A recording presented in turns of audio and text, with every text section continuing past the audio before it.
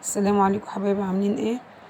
النهارده ان شاء الله انا كنت عايزه اعمل اكله متكامله كامله، فقلت اعمل ايه فعملت سمك.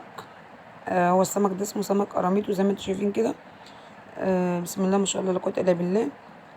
حبه سلطه حلوين يستاهلوا بقكم، وشويه رز. الرز ده مش بسمتي، الرز ده اللي هو الرز الابيض بتاعنا المصري.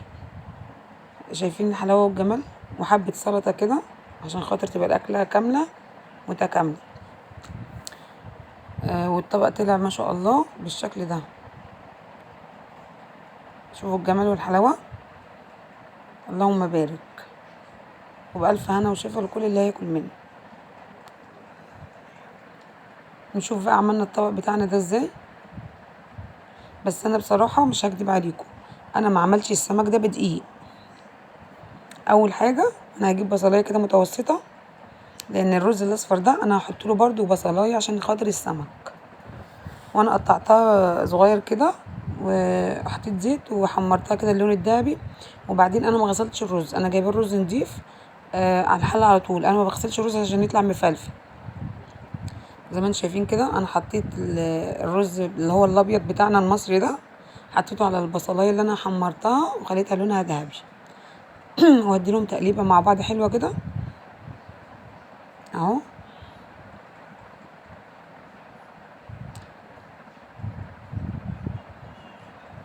اسيب بس الزيت يشمع الرز كده عشان خاطر يبقى مفلفل وجميل.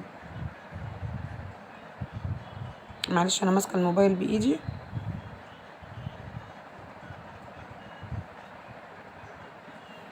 اهو. نقلب كده،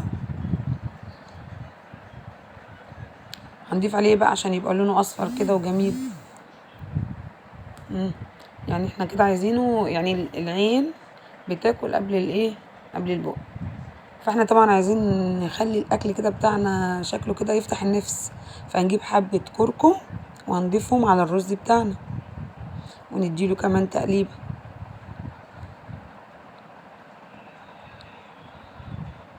طبعا انا بعمله حسب ايه، يعني الكركم حسب اللون اللي انا عايزاه، فانا كمان ضفت شويه صغيرين كمان.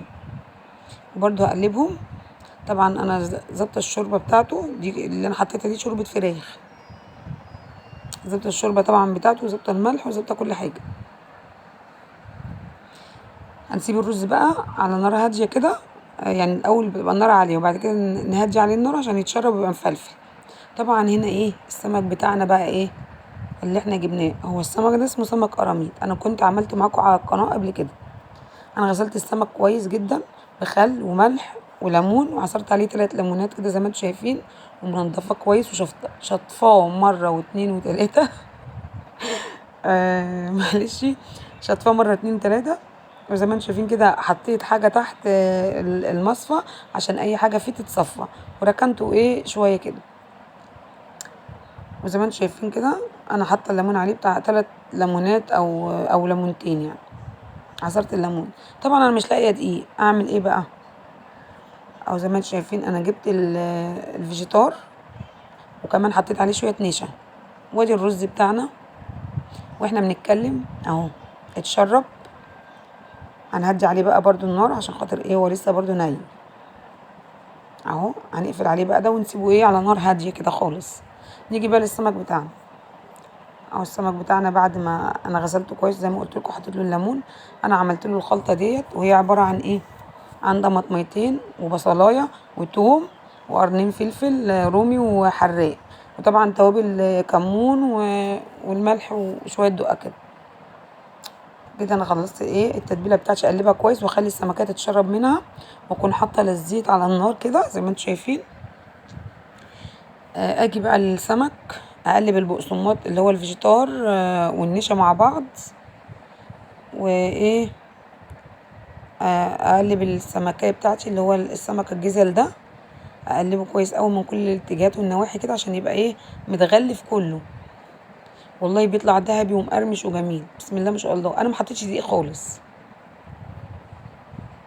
طبعا النار بتبقى سخنه على الزيت، مسخنه الزيت جامد. اكون انا ايه غلفت السمك بتاعي كله، القراميط دي كلها. اغلف الجزل بتاعتي كده، هو بسم الله ما شاء الله مليان لحم، هو كله لحم اللي هو السمك الجزل ده. اغلف طبعا القطعه اللي انا مقطعاها اهو. طبعا هنا شايفين الرز، بسم الله ما شاء الله لا قوه الا بالله، كانه بسمتي والله العظيم ثلاثة، ما يعني انا عيالي بيحسبوه رز بسمتي. هنا بقى النار، الزيت بدأ يسخن، هسيبه دقيقتين كده لما يسخن ويطلع بقليل كده، يسخن جامد عشان لما احط فيه السمك يبقى يديني اللون الذهبي.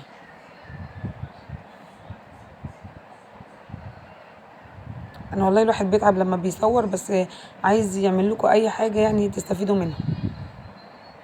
طبعا شايفين اهو النار اهي، الزيت بتاعنا سخن اهو، اهي الطاسه سخنت. بس تخلي بالكم برضو عشان خاطر الزيت آه يعني لسعته وحشه. انا دلوقتي طبعا هنزل الزيت بتاعي سخن خالص اهو، هنزل بقى بالقطع السمك بتاعتي اللي انا مقطعاها دي، وطبعا هقلبها من جميع النواحي، لان زي ما قلت لكم السمك ده اللحم بتاعه تخين، يعني هو كله لحم، فلازما يتقلي كويس اهو. بسم الله ما شاء الله لا قوه الا بالله. انا برضو هقلب فيه، هي ما شاء الله كبيره، بسم الله ما شاء الله لا قوه الا بالله، لغايه ما تاخد معايا اللون الذهبي ده، وابتدي اعرف ان هو استوى كله، يعني اللحم بتاعه استوى اهو. واللهم بارك سكر، بسم الله ما شاء الله لا قوه الا بالله اهو. هنا عايزه اقول لكم ان الاكل في البيت والله فيه بركه، وطبعا انا حطيته بالمنظر ده، بسم الله ما شاء الله لا قوه الا بالله، زي ما انتم شايفين كده. بس انا بقى طالبه منكم تعملوا لي لايك وشير وتفعلوا زر الجرس عشان يوصل لكم كل جديد على القناه، وما تستخسرش فيا اللايك بقى ولا كومنت حلو كده منك اهو. وده كل القطعه. طبعا انا في جزء تاني متبليه، انا بعمله سخن بسخن، يعني انا باقي السمك متبلاه وشايلاه كده عشان تشرب كمان الخلطه دي ويبقى طعمه احلى. جربي بقى الطريقه دي وانت هيعجبك قوي، مش هتعملي غيرها. زي ما انتم شايفين كده، بسم الله ما شاء الله لا قوه الا بالله، جمال الجمال. وبألف هنا وألف شكر الكل يجرب الطريقه ويعملها.